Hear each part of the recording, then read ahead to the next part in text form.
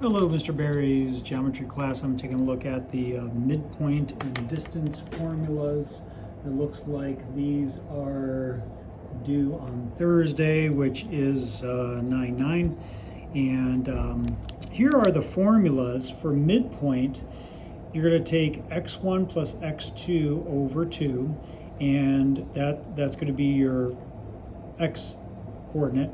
And you're going to take your y1 plus y2, and that's going to be divided by 2 also, and that's going to be your y coordinate for the midpoint. So midpoint means you have 2 points. That's why there's x1, x2, y1, y2. You have 2 points, and you want to find the point that would be in between those 2 points. That's what midpoint is. Distance between 2 points is this long formula here, where distance equals the square root of the quantity of x2 minus x1 squared plus the quantity of x2 minus plus the quantity of y2 minus y1 squared. All right, and we're going to walk through those with you for these problems. I'm going to do every other one so that you could try these on your own. So let's take a look at number 1. And what I did really, because he also has printed out here the graph paper, so I actually drew these on the graph paper. So I put A at 2, 3, and I also put B, then I put B at 2, 5. And so what is the midpoint? Well, it's going to be right here, and it's going to be 2, 4. So you don't even have to use the formula in order to do that, but you could use the formula. And the last one, I show you how to use the formula, number 7 in this section. I drew out number 3 on the graph paper also. You can see I put E at 4, negative 5, and I put F at 4, negative 11. And the midpoint's going to be right here, which would be 4, negative 8. So 4, negative 8. Notice I went ahead and numbered everything: positives on the x, negatives on the x, positive on the y-axis, and negatives on the y-axis. For number 5, this one I needed a straight edge, and I probably should have just did it this way. I have my I at negative 10, 10, and I have my J at negative 6, 4. And the midpoint's going to be right there, which is going to be negative 8, 7. How do you use the midpoint formula? Well, here we go. What you're going to want to do is you're going to want to label these x1, y1, x2, y2. In other words, the little 1, don't let that confuse you. That just means your first x.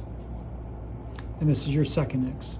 So my first x and my second x. So I just take 9 plus 10 because it's first x plus second x, divided by 2. So 9 plus 10 divided by 2, that gives me 9.5.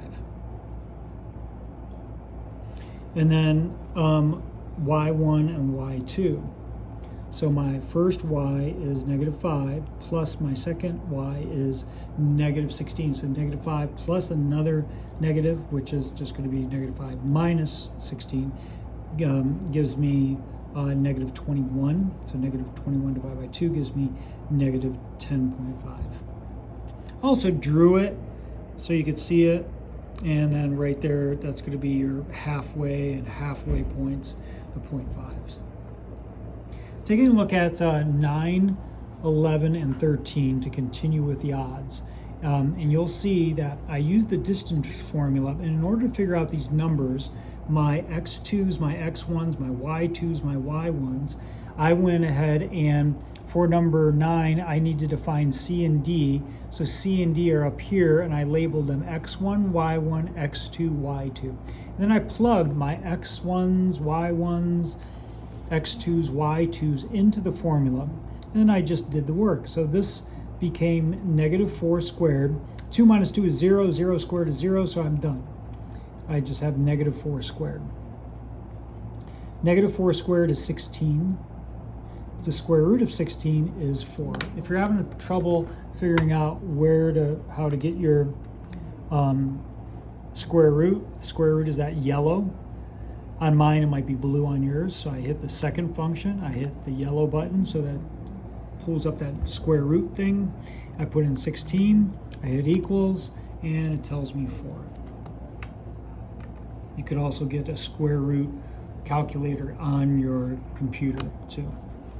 For number 11, I did the same thing. I went and found G and H. G and H here, I have x1, y1, x2, y2. I plugged in those numbers into the formula, and then I worked the problem out.